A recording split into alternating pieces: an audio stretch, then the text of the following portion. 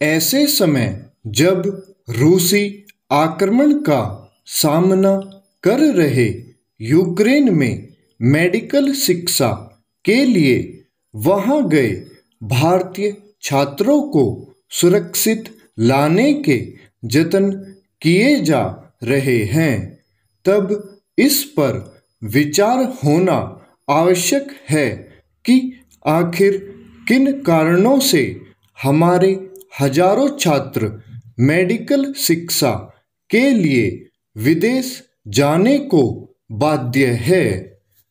जैसे इन दिनों यूक्रेन से हजारों भारतीय छात्रों को वापस लाना पड़ रहा है, वैसे ही कोरोना काल में चीन से भी बड़ी संख्या में उन छात्रों को स्वदेश लाना पड़ा था जो वहां मेडिकल शिक्षा के लिए गए थे।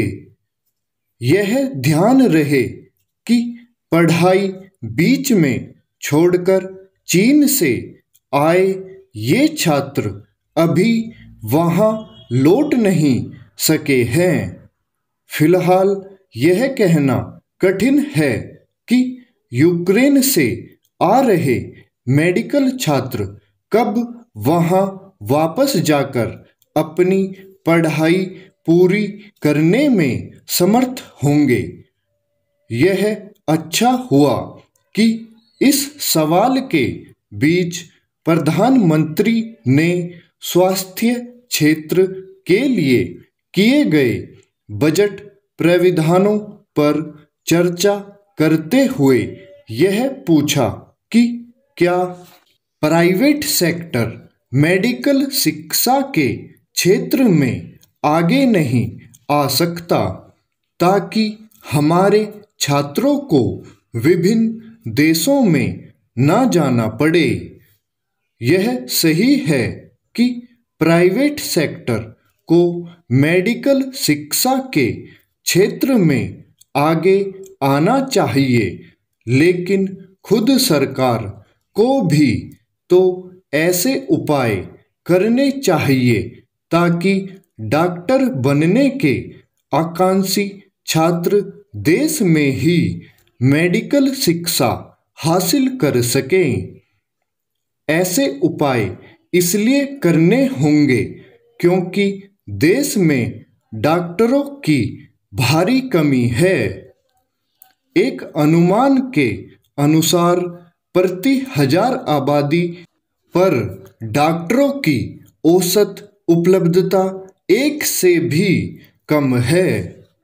निसंदेह हाल के समय में तमाम नए सरकारी मेडिकल कॉलेज खुले हैं, लेकिन वे अभी भी अपर्याप्त है।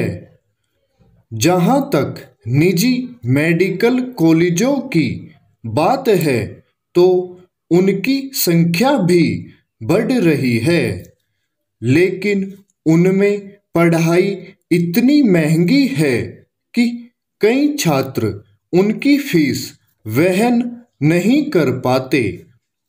सरकार को उन कारणों की तह तक जाना होगा जिनके चलते देश के निजी मेडिकल कॉलेजों की अपेक्षा अन्य देशों में मेडिकल शिक्षा सस्ती है। जहां कुछ छात्र देश के मेडिकल कॉलेजों में दाखिला न हो पाने के कारण विदेश जाते हैं, वहीं कुछ इसलिए क्योंकि वहां भारत के मुकाबले मेडिकल शिक्षा सस्ती पड़ती है। यह ठीक नहीं कि हमारे छात्र मेडिकल शिक्षा के लिए फिलीपींस और बांग्लादेश जैसे देशों का रुख करें।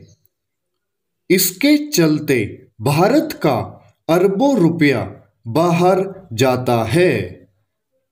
अभी हाल में राष्ट्रीय चिकित्सा आयोग ने यह निर्देश जारी किया है कि निजी मेडिकल कॉलेजों में 50% सीटों की फीस संबंधित प्रांत के सरकारी मेडिकल कॉलेजों की फीस के बराबर होगी, लेकिन इससे एक सीमा तक ही समस्या का समाधान होता दिख रहा है, क्योंकि आवश्यकता तो मेडिकल कॉलेजों की संख्या बढ़ाने की है।